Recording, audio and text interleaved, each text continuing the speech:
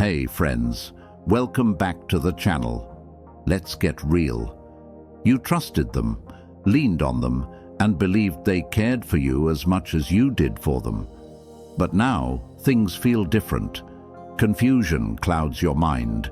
You're walking on eggshells, constantly second-guessing yourself, wondering, is it me? Am I the problem? At first, everything seemed wonderful. They were kind, attentive, and genuinely seemed to understand you. They made you feel seen, heard, and valued. But over time, subtle shifts started happening. Maybe their once consistent kindness now feels conditional, their warmth turning cold without warning. You notice moments where their words don't match their actions, leaving you doubting your perception of reality. Toxic relationships are like invisible traps. They don't announce themselves with sirens or flashing red lights. Instead, they sneak in, disguised in apologies that never lead to change or promises that fade into the same old patterns. It's not always easy to recognize what's happening, especially when love blurs your judgment. We want to believe the best in people, especially those we care for. But sometimes that belief is exploited. Here's the hard truth. Some people know how to manipulate others, and they do it intentionally. Dark psychology, a field that examines human behavior and manipulation, shows us how certain individuals prey on our vulnerabilities. They use kindness as a tool, apologies as bait, and promises as a way to keep us hooked. This isn't about you being weak. It's about them knowing how to exploit the strengths of your empathy and loyalty. Today, I'm here to help you see through the facade. This isn't just about giving you tips or pointing out flaws in someone else. It's about empowering you. Recognizing the signs of a toxic relationship is the first step toward reclaiming your peace, confidence, and self-worth. Together, we'll uncover 5 red flags that often signal a relationship has turned toxic. These aren't abstract ideas. They're practical, real-life patterns that you may already be seeing but haven't yet named. Each of these red flags will come with examples you can relate to, because toxic relationships thrive in ambiguity. They make you question your reality, and by identifying these behaviors, you're taking the first step toward clarity. But this process isn't just about them, it's also about you. Toxic relationships don't only affect your mental state, they can erode your sense of self. They make you feel smaller, like your needs and feelings don't matter. Now, I want you to ask yourself a hard question. Are you ignoring the signs because you genuinely believe they'll change? Or is it because you're afraid of what life might look like without them? It's okay to feel scared. Change is always hard, especially when it means letting go of someone who once felt like your safe space. But staying in an unhealthy environment only prolongs the pain. As we go through these red flags, remember this. You are not alone, and your experiences matter. The struggles you've faced in your relationship are not a reflection of your worth. Instead, they're a sign of how much you care and how deeply you've tried to make things work. But there comes a point where you need to prioritize yourself, your well-being, and your happiness. Finally, I encourage you to share your story in the comments below. It might feel intimidating, but your courage could be the spark someone else needs to start their healing journey. Sometimes, seeing someone else step into their strength is all the inspiration we need to find our own. Now, let's dive into the 5 red flags of a toxic relationship. What you learn today might just be the first step toward taking back control of your life. Number 1, emotional manipulation. Toxic partners are masters of manipulation. They know exactly how to twist situations and make you feel guilty, even when you've done nothing wrong. Imagine this. You've planned a night out with friends after a long week. Instead of being supportive, your partner says something like, "Oh, I guess I don't matter anymore." Instantly, your excitement is replaced by guilt, and you cancel your plans to fix things. This is how they gain control, by using your emotions against you. Emotional manipulators thrive on your empathy. They know you care deeply, and they exploit that kindness. They craft their words to shift the blame onto you, leaving you second-guessing your intentions. Over time, this repeated manipulation makes you dependent on their approval, chipping away at your confidence. Marcus Aurelius once said, "You have power over your mind, not outside events. Realize this, and you will find strength." This wisdom is your shield. While you can't stop their attempts to manipulate you, you can control how you respond. The first step is to recognize that the guilt you feel is not yours to carry. Ask yourself, is this guilt truly mine, or is it being forced upon me? When you separate their manipulation from your reality, you take back control of your emotions. To break free from emotional manipulation, stand firm in your decisions. If your partner uses guilt to sway you, calmly but confidently reaffirm your choices. For instance, respond with, "I've made these plans and I'm sticking to them. We can talk when I'm back." This approach sets boundaries without escalating conflict, showing them their tactics won't work. Every time you resist their manipulation, you reclaim a piece of your confidence. You prove to yourself that their approval isn't the foundation of your self-worth. Remember, their emotions are their responsibility, not yours. If you're ready to protect your peace from emotional manipulation, drop a comment. My strength. Number 2. Gaslighting. Gaslighting is one of the most damaging forms of psychological manipulation in relationships. It's designed to make you question your reality, your memories, and even your sanity. At first, it may seem subtle, almost unnoticeable, but over time, gaslighting can warp your perception, leaving you feeling confused, doubtful, and emotionally exhausted. Imagine this scenario. You've caught your partner in a lie. Maybe they told you they were going to a meeting, but you later find out they were somewhere else. Or perhaps they said something hurtful in the heat of the moment. When you confront them, they don't admit the truth. Instead, they say things like, "You're overreacting," or "You're just imagining things." That never happened. They deny the facts of the situation and shift the focus onto your reaction instead of addressing their own behavior. Now, you're left questioning your own memory. The more they insist that you're wrong, the more uncertain you become. Eventually, you start to doubt yourself and your instincts, wondering if you really did overreact, or if you're simply being too sensitive. This is gaslighting at its core. It's a tactic used by manipulators to destabilize your sense of reality. They want to control how you see the world, and the more you question your own thoughts and feelings, the more power they have over you. Gaslighters thrive on creating confusion and emotional chaos, often to keep you in a state of dependency on them. Over time, this makes you less confident in your judgment and more reliant on their version of events. One powerful example comes from a story shared by a friend of mine. She confronted her partner about finding flirtatious messages on his phone. Instead of taking responsibility, he turned it all around and accused her of invading his privacy. "Why are you snooping through my stuff? You're crazy to even check my phone." Suddenly, the betrayal wasn't the issue anymore. The issue became her behavior, something she had every right to question. She began to feel guilty for even looking at his phone in the first place, and that guilt distracted her from the fact that he was hiding something from her.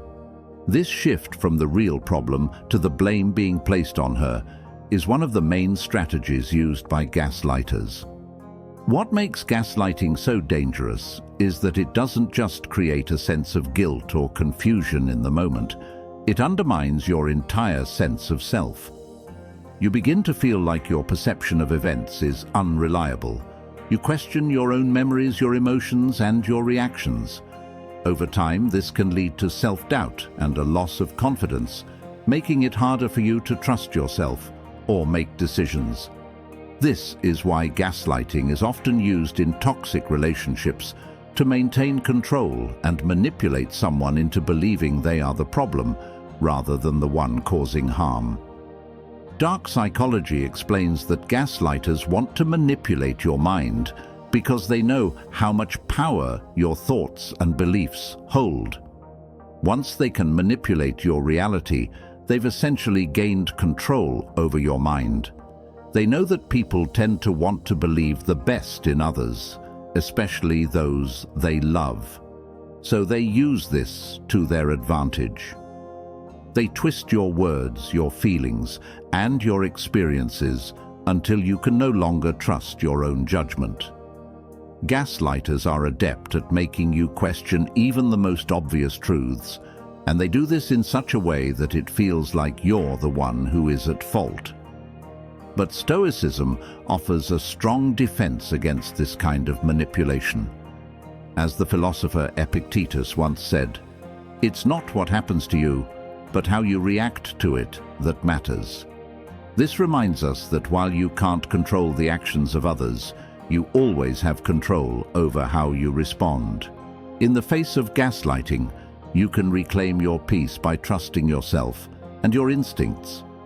You don't have to accept someone else's distorted version of reality. Instead, you can stand firm in your truth and protect your mind from manipulation. If you find yourself in a situation where you're being gaslighted, there are a few ways to reclaim your mental and emotional strength. First, you need to trust your instincts. If something feels wrong, it's because it likely is. Your gut is a powerful tool, and it's often more accurate than the words of a manipulator trying to distort reality. Gaslighters will tell you that you're crazy or imagining things, but your intuition knows what's true. It's important to listen to that inner voice that says, "This doesn't feel right." Another crucial step is to document what's happening. Keep a record of events, conversations, and any behavior that feels manipulative. Write down dates, times, and specific words spoken, because the gaslighted will try to deny things when confronted. By having written evidence of what actually happened, you'll have something to ground yourself in when your reality is being distorted. Keeping a journal of your feelings, thoughts, and experiences can be a great way to keep track of what's going on in the relationship. It's also important to set firm boundaries. Gaslighters thrive on confusion and manipulation, and if they sense that they can twist your perception, they will keep pushing those boundaries. By setting clear limits, whether it's calling out their behavior, refusing to accept their distortions, or leaving a conversation when it turns manipulative, you send a strong message that you won't tolerate their attempts to control your reality. Most importantly, don't isolate yourself. Gaslighters often try to separate you from those who can support you, making you feel like you're the only one who's wrong. Reach out to trusted friends or family members who can validate your experiences. Talk to people who care about you and can offer a different perspective. The more you share your truth, the harder it becomes for a gaslighter to control the narrative. Lastly, remember that your truth matters. Even when someone tries to twist your words or make you question your reality, never lose sight of your own feelings and experiences. You have the right to trust yourself and to stand firm in your understanding of what's real. As Epictetus taught, your peace of mind comes from within. The world around you may try to shake your sense of reality, but your inner strength is what will keep you grounded. If you're ready to trust your instincts, type "I trust myself" in the comments. Number 3. Isolation tactics. Isolation is one of the most subtle but damaging tools toxic individuals use to gain control over their partners. It often starts innocently, disguised as deep love or concern. They might say things like, "I just want to spend more time with you," or "I don't think your friends really care about you the way I do." At first, it may even feel flattering, like they're so invested in you that they want you all to themselves. But over time, this behavior begins to chip away at your connections with others, leaving you more isolated and emotionally dependent on them. Take Sarah's story as an example. She was dating someone who constantly criticized her best friend. He'd tell her things like, "She's jealous of our relationship," or "She's a bad influence on you. Don't you see how she's trying to sabotage us?" At first, Sarah dismissed it, but as the comments became more frequent, she started to doubt her friend's intentions. Slowly, she pulled away, spending less time with her friend and more time with her partner. What Sarah didn't realize was that this isolation was deliberate. The less she relied on her friend for support, the more she leaned on her partner, giving him greater control over her emotions and decisions. This tactic is a hallmark of toxic relationships because it serves a dual purpose. First, it removes your support system, making it harder for you to seek advice or perspective from others. Second, it deepens your dependence on the toxic partner. With fewer people to turn to, you start to believe that they are the only one who truly understands you. This creates an imbalance of power in the relationship, giving them more control while leaving you feeling trapped and alone. The psychological reasoning behind isolation tactics lies in manipulation. Toxic partners know that by weakening your external relationships, they can make you feel like you have no choice but to stay with them. It's a form of emotional control that exploits your human need for connection and belonging. When you're cut off from your friends and family, your emotional defenses are lowered and you become more susceptible to their influence. This is where Stoicism can offer a guiding light. Seneca wisely advised, "Associate with people who are likely to improve you." Relationships at their core should uplift and support you. They should encourage your growth, not diminish your independence. If someone in your life is actively trying to distance you from those who care about you, it's a red flag that can't be ignored. Instead of seeing their concern as love, ask yourself, is this relationship building me or breaking me? Another way to recognize isolation is to observe patterns in their behavior. Toxic partners often discourage you from attending social gatherings, belittle your friends or family members, or make you feel guilty for wanting to spend time with others. They might say things like, "Why do you need to go out when you have me?" Or, "Your family doesn't really understand you like I do." These statements may sound caring, but they're rooted in control, not love. If you find yourself in this situation, it's important to act before the isolation deepens. Start by reconnecting with the people who truly care about you. It may feel difficult or even awkward at first, especially if time has passed, but genuine friends and family will welcome you back with open arms. Let them know what you're going through and ask for their support. Sometimes, just talking to someone outside of the relationship can give you the clarity and strength you need to take the next step. Setting boundaries is another critical step in protecting yourself from isolation tactics. When your partner tries to discourage you from spending time with others, stand firm. Say something like, "I value my relationships with my friends and family, and spending time with them is important to me." If they truly care about your happiness, They will respect your boundaries instead of trying to break them. One of the most empowering actions you can take is to remind yourself of your own worth and independence. Toxic partners thrive on creating dependency, but Stoicism teaches us that true strength comes from within. As Epictetus said, "No man is free who is not master of himself." When you reclaim your independence, you take away their power to control you. Trust in your ability to make decisions for yourself, and don't let their attempts at isolation dictate your choices. Remember, relationships should never make you feel smaller or more alone. They should amplify your happiness, not diminish it. If someone is trying to cut you off from the people who care about you, they are not acting out of love. They are acting out of control. Love supports. It doesn't isolate. If you value your independence, drop an affirmation in the comments, "I stand free."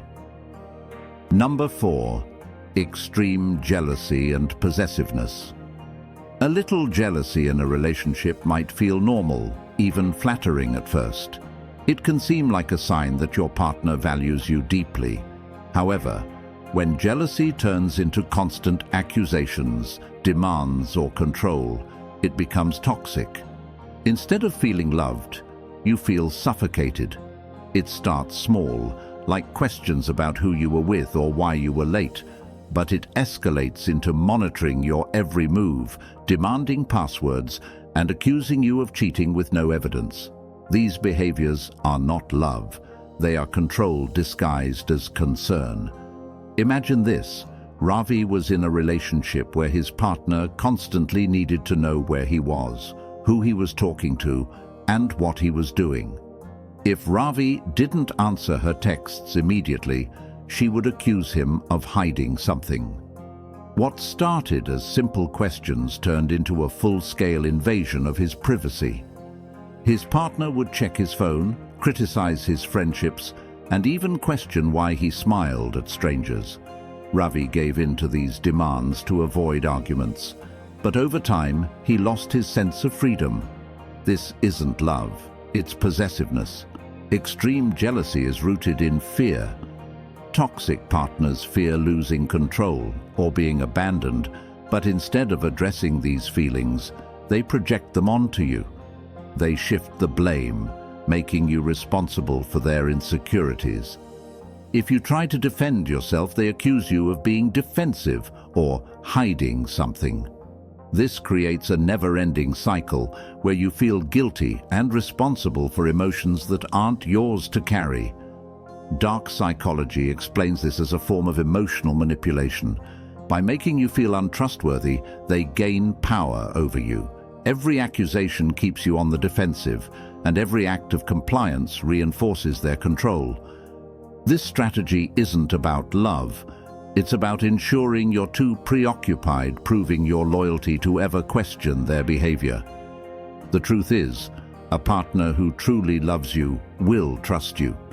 They won't need constant reassurance because they'll respect your independence and choices. Possessiveness, however, thrives on distrust.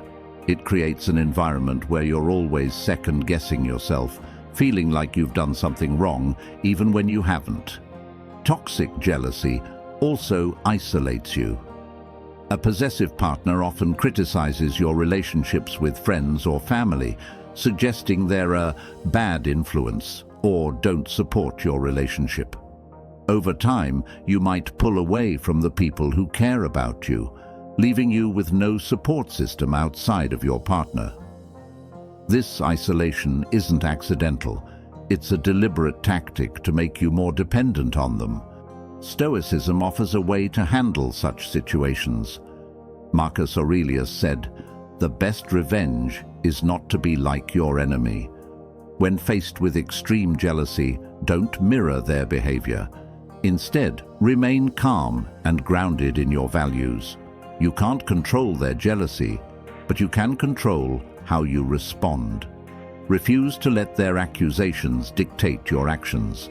For instance, if they demand access to your phone, calmly state, "I value my privacy and trust is essential in any relationship. I can't give that up. Extreme jealousy often leads you to shrink your world to accommodate their fears. You might avoid social events, stop pursuing hobbies, or even give up on dreams just to avoid conflict. But this only feeds their control. Instead, remind yourself that a healthy relationship allows you to grow as an individual. Seneca once said, "Associate with those who help you become better." Ask yourself, is this relationship building me up or breaking me down?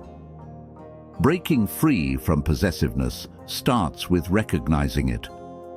Ask yourself if you constantly feel like you're walking on eggshells. Do you feel guilty for things you haven't done? Have you stopped spending time with loved ones because it upsets your partner? If the answer is yes, it's time to set boundaries.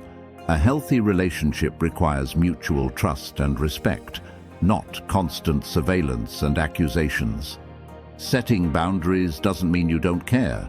It means you care about yourself as much as you care about the relationship. Start small by reclaiming your independence.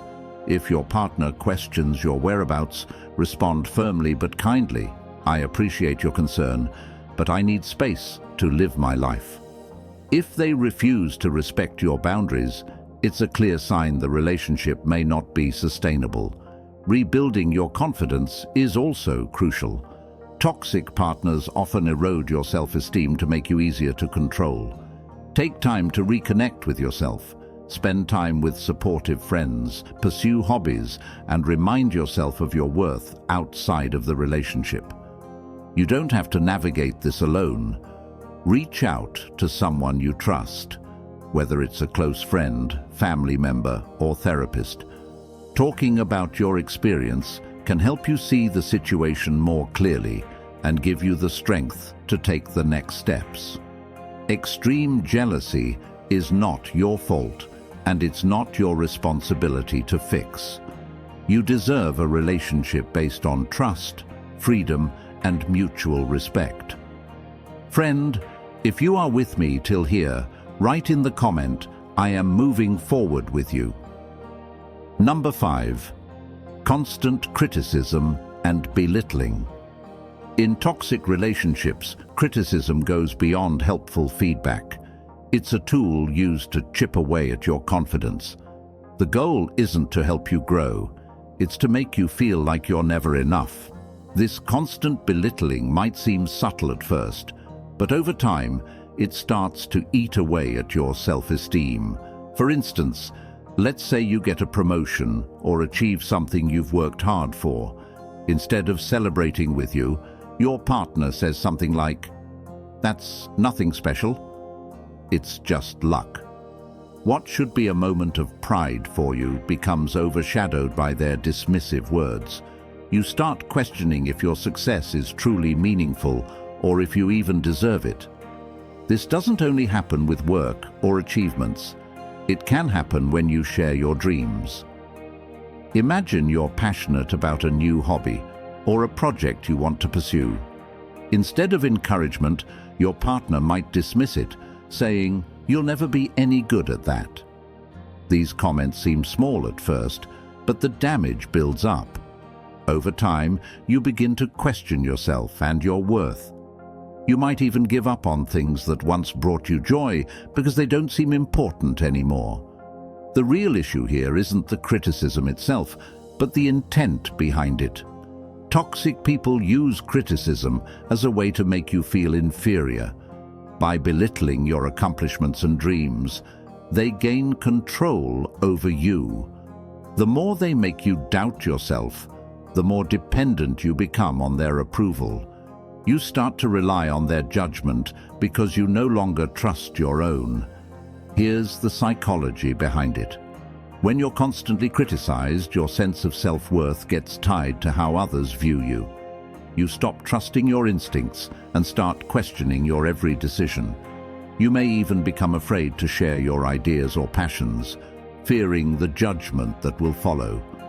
The cycle is dangerous because the more you internalize their criticism, the less confident you become. And the less confident you are, the easier it is for the toxic person to control you. But this is where Stoicism offers a way out. Stoic philosophers like Epictetus taught that you can't control what others say or do, but you can control your response. In situations where someone constantly criticizes you, you don't need to accept their words as truth. Instead, you can step back and ask yourself, does their opinion define me? The answer should always be no. Marcus Aurelius, another Stoic, said, "The best revenge is not to be like your enemy." This means that when someone criticizes you, you don't need to internalize their negativity. You don't have to become like them. Instead, focus on staying true to who you are, regardless of their opinions. Remember, your self-worth isn't defined by how others see you. It's determined by how you see yourself. Don't let someone's words strip you of your confidence. If you know you've worked hard or achieved something meaningful, celebrate it without needing validation from anyone else. And if someone tries to tear you down, remind yourself that their criticism says more about them than it does about you. Instead of internalizing their negativity, use it as fuel to keep moving forward. In a toxic relationship, their goal is to break you down, but your goal should be to build yourself back up. No matter how many times they try to diminish your achievements, you have the power to reclaim your confidence. Your worth is yours to define, and no one else should have the power to take that away. If you've been in a toxic relationship where criticism was constant, remember, it's not about what they say, it's about how you respond. The more you stay grounded in your own self-worth, the less their words will have any power over you. Toxic relationships are like quicksand. They pull you in slowly until you're stuck. But recognizing these red flags is the first step to freeing yourself. Remember, a healthy relationship uplifts and empowers you. It doesn't leave you feeling small or trapped. What red flags have you experienced in relationships? Share your stories in the comments. And if this resonated with you, like, share, and subscribe. Let's continue this journey toward healthier, happier relationships together.